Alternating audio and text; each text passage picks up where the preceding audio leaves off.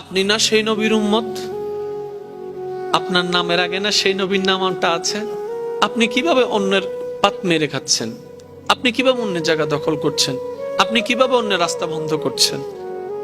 আপনার নবীতে এটা শিখিয়েছে, উম্মত গালি দেখ আর যাই দেখ, উত্তর দিও না, জয় তোমার আসবে।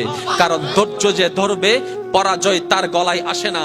কারণ ধৈর্য ধারণকারী পরাজিত হয় কিভাবে? কারণ ধৈর্য ধারণকারীর সাথে তো মহান রবেই আছে, ইন্নাল্লাহা মা'আস সাবিরিন। যার সাথে আল্লাহ হয়ে যায় তার আবার পরাজয় কি? আর একটু জোরে বলেন না। যার সাথে আল্লাহ হয়ে যায় তার আবার পরাজয় কি? আল্লাহ বলছেন ইন্নাল্লাহ, আয়াতটা সবাই জানে, একটু চলেন গভীরে যাওয়ার চেষ্টা করি।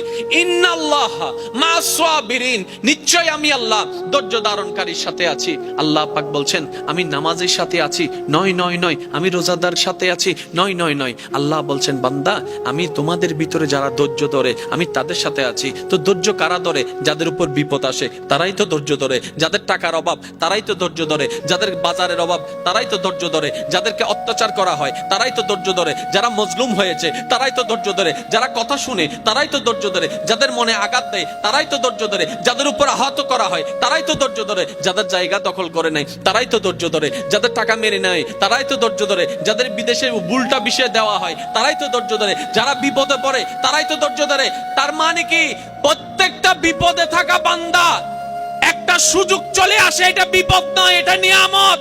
কেমন? কারণ বিপদটা এসে আমাকে ধৈর্য ধারণ করার সুযোগটা দিল। তো নিয়ামত হলো কিভাবে?